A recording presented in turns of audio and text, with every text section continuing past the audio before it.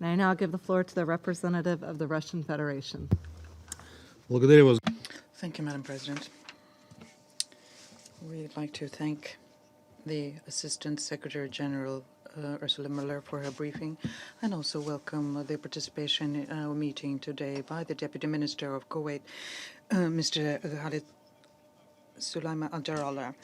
The most difficult humanitarian and military situation is still on the areas which are not under Syrian government control on the eastern shore of Euphrates, in Idlib, and in the U.S.-controlled areas surrounding Atnaf. We studied the situation in the Idlib escalation area, and it continues being a hotbed of international terrorism, first and foremost of Hayat Tahrir al-Sham. We note with regret that in the UN report, the information about the shellings of nearby regions by terrorist fighters is something that mentioned one line. In October, there were about 600 such attacks.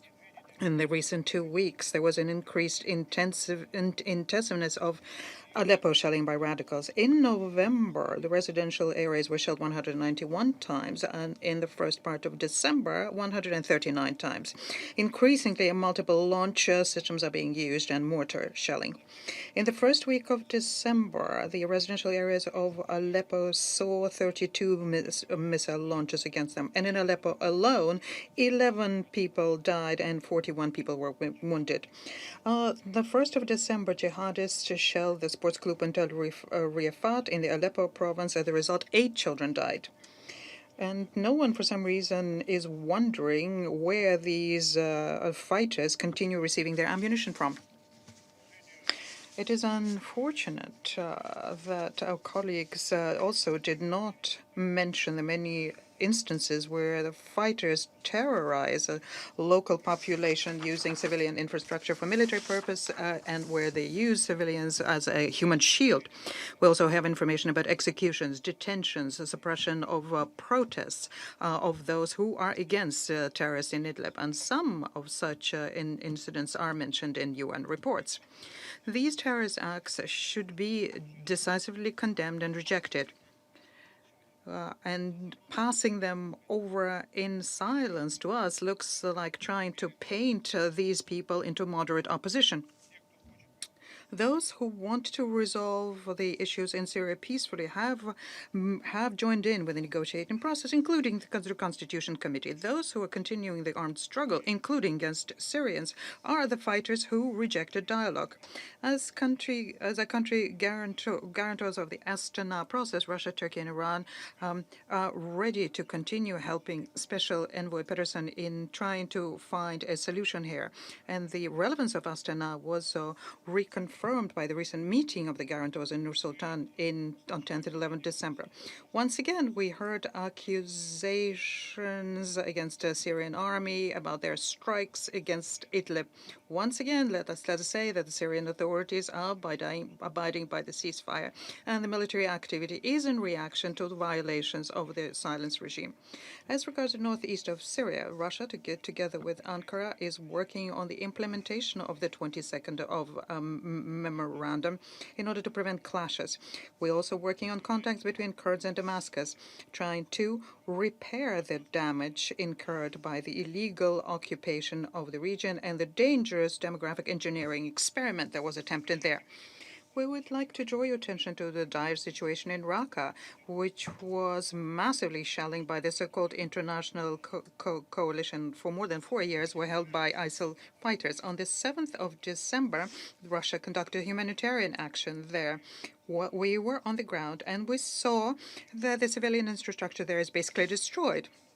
To date, rubble has not been cleared, demining has not been done, there's a lack of drinking water, medication, and food.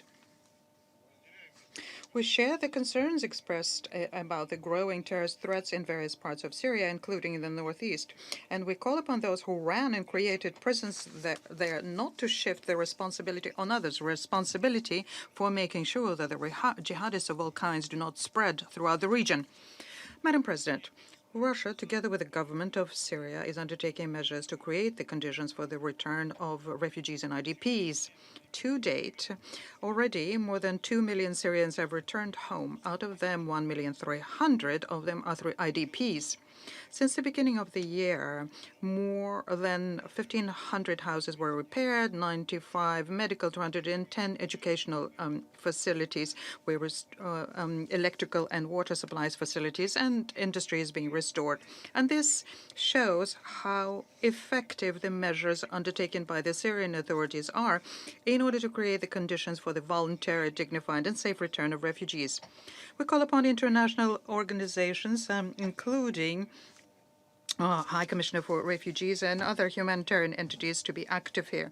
Unfortunately, very frequently, this kind of activity is being artificially stalled. We also call on the international community to become involved in post-conflict recovery and remove unilateral sanctions so as to normalize the life of Syrians without surrounding these with political conditions. This would be a serious contribution to improving the humanitarian situation in Syria. By the way, if Damascus had returned the control of their oil fields, this would help with the oil supply for Syrians and also would help with humanitarian issues. With the support of the Russian Center on Reconciliation and the government of Syria, together with the UN and the ICRC, we continue efforts to resettle the Rukban camp. But unfortunately, because of the armed groups present there who want to keep control, the efforts are stalled.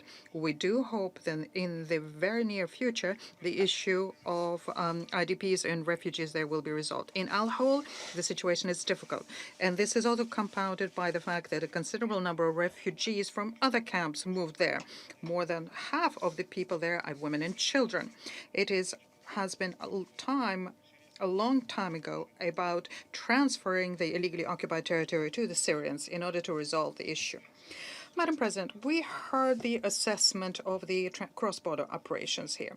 Let me say the following. We advocate the exclusion of checkpoints Ramta and Yarubia, and we're doing this for the following reasons. The Jordan checkpoint Ramta has not been used since July 2018, and we are not satisfied by the idea that it's needed just in case. The situation in the southwestern Syria has changed considerably after the reconciliation that happened there with the support of Russia. The authorities of Syria are helping to restore the region, which has suffered during crisis. There's no just in case that could happen there, especially since we have official checkpoints which could be used for humanitarian supplies from Jordan. There was also a drastic change on the Syrian-Iraq border. We now have open checkpoints which are controlled by Syrian army. Also, what is being discussed is a transfer of control of other checkpoints from Kurds to Damascus. There's also a dialogue with Kurds about humanitarian assistance through the eastern shores of Euphrates, but from the Syrian territory. In the recent General Secretary's report, we saw the levels about humanitarian assistance from Yarubia, but she's not on a regular basis, but as needed. And this shows that humanitarian convoys could be shown through official channels in agreement with Syrian authorities. As regards Idlib, we agree that this is the area that needs humanitarian assistance. Assistance there goes through two Turkish checkpoints, Bab Hava and Bab Salam. And we're in favor of continuing them functioning because here we're guided by the humanitarian needs of the Syrians. Thank you. I thank the representative of the Russian Federation for his statement.